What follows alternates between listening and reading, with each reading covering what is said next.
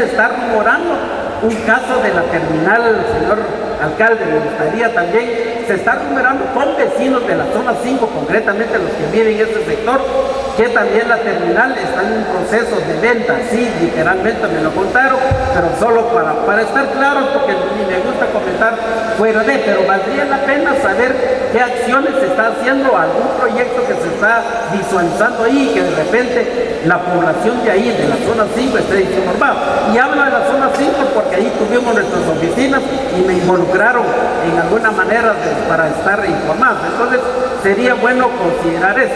Varios puntos muy importantes que el día de hoy dimos a conocer y aclarar.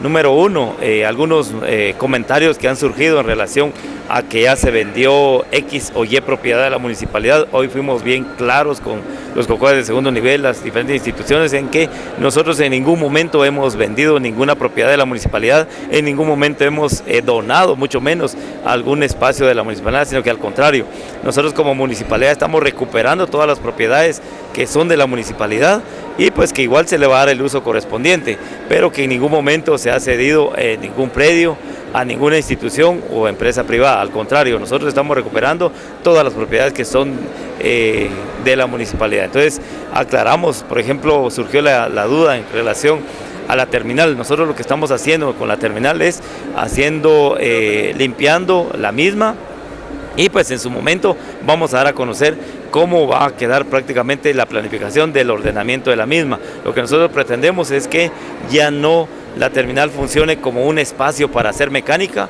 un espacio para hacer limpieza de los buses, sino que al contrario, que funcione como tal, un área de carga y descarga de los diferentes buses, así como microbuses en el municipio de Santa Cruz de Quiché. Tocamos varios puntos importantes, como les digo.